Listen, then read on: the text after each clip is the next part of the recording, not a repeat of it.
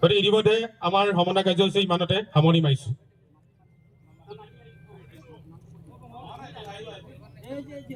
আমাৰ এই লামাচুক শিৱ মন্দিৰৰ কাৰণে মাটি আমাৰ দান কৰিছে, তেখেতক আমাৰ এই মঞ্চৰ আকাশলৈ আগবাঢ়িব অনুৰোধ জনাইছো। তেখেতক আমাৰ এখন ফুলাম এইবাৰ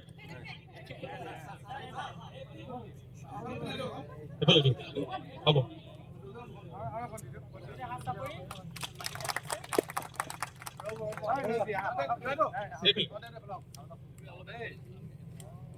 গতিকে আমাৰ সমন্বয় কাৰ্য ইমানতে আমি শেষ কৰিছো। ধন্যবাদ।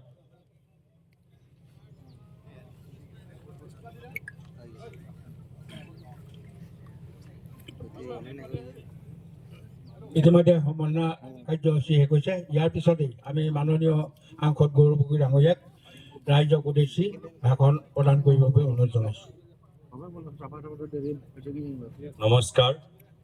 আজি এইখন সভাত উপস্থিত থকা জিলা কংগ্ৰেছৰ সভাপতি উৎপল গগৈ ডাঙৰীয়া, ব্লক কংগ্ৰেছৰ সভাপতি বীৰেন বৰা ডাঙৰীয়া, সুশীল চৰি ডাঙৰীয়া, নৃপেন বৰগোহাঁই ডাঙৰীয়া, উপস্থিত থকা উদিত ভানু দাস ডাঙৰীয়া, বলদেৱ তেলী ডাঙৰীয়া, ৰমেন চেতিয়া ডাঙৰীয়া, জীৱন শইকীয়া ডাঙৰীয়া, জ্ঞানদীপ মোহন ডাঙৰীয়া, নৃপেন কোঁৱৰ ডাঙৰীয়া, সুমিত্ৰা কুমাৰী ডাঙৰীয়ানী আৰু ইয়াত উপস্থিত থকা আমাৰ দলৰ সতীৰ্থসকল, মোৰ শ্ৰদ্ধাৰ আই মাতৃসকল, বয়োজ্যেষ্ঠসকল, নৱনিৰ্বাচিত ৱাৰ্ডৰ সদস্যসকল আৰু শ্ৰদ্ধেয় ৰাইজ।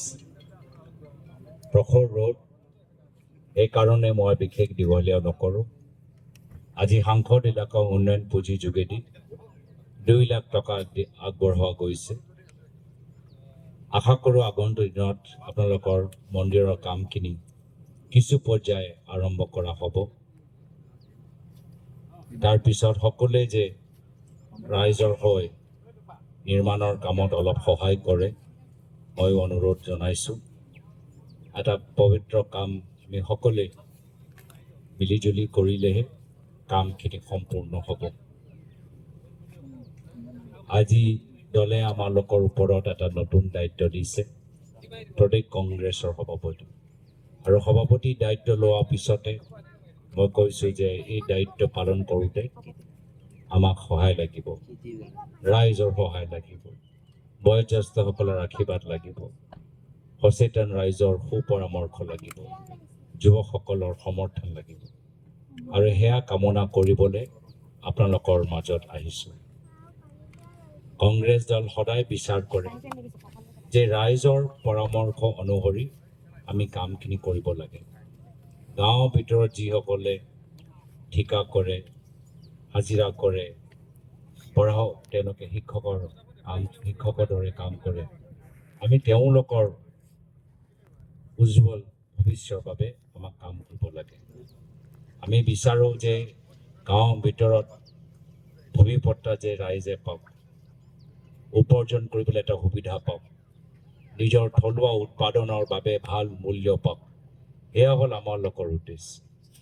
এই ক্ষেত্ৰত বহুতখিনি ঘাট প্ৰতিঘাত থাকিব, সমস্যা অভাৱ থাকিব, কিন্তু যদি আমি মিলিজুলি কাম কৰোঁ নিশ্চয় ইয়াৰ সমাধান ওলাব।